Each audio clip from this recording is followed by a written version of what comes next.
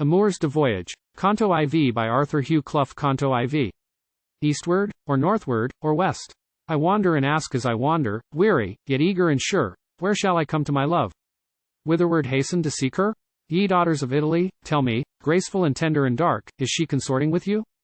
Thou that out-climbest the torrent, that tendest thy goats to the summit, call to me, child of the Alp, has she been seen on the heights? Italy, farewell I bid thee, for whither she leads me, I follow. Farewell the vineyard, for I, where I but guess her, must go. Weariness welcome, and labor, wherever it be, if at last it bring me in mountain or plain into the sight of my love. I CLAUDE to Eustace, from Florence. Gone from Florence, indeed. And that is truly provoking. Gone to Milan, it seems, then I go also to Milan.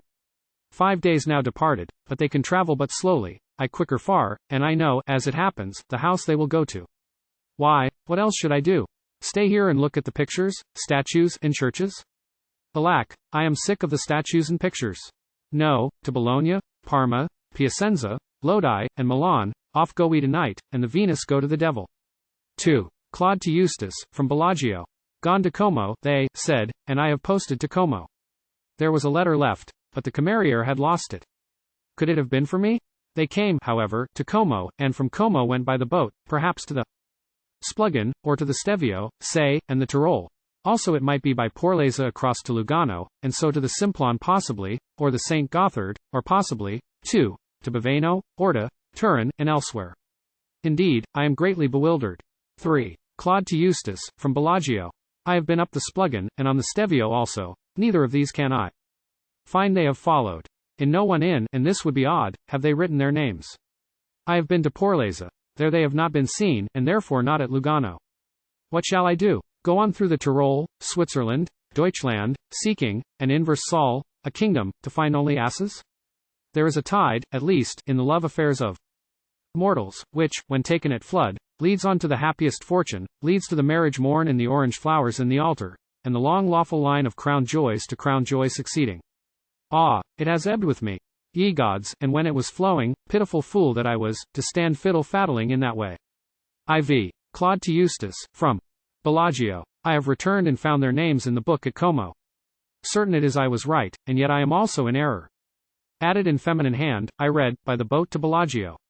So to Bellagio again, with the words of her writing to aid me. Yet at Bellagio I find no trace, no sort of remembrance. So I am here, and wait, and know every hour will remove them. Versus CLAUDE to Eustace, from Bellagio. I have but one chance left, and that is going to Florence. But it is cruel to turn. The mountains seem to demand me, peak and valley from far to beckon and motion me onward. Somewhere amid their folds she passes whom fain I would follow. Somewhere among those heights she haply calls me to seek her. Ah, could I hear her call? Could I catch the glimpse of her raiment? Turn, however, I must though. It seem I turn to desert her. For the sense of the thing is simply to hurry to Florence, where the certainty yet may be learnt, I suppose, from the ropers. V. Mary Trevellyn, from Lucerne, to Miss Roper, at Florence. Dear Miss Roper, by this you are safely away, we are hoping, many a league from Rome, ere long we trust we shall see you. How have you travelled? I wonder, was Mr. Claude your companion?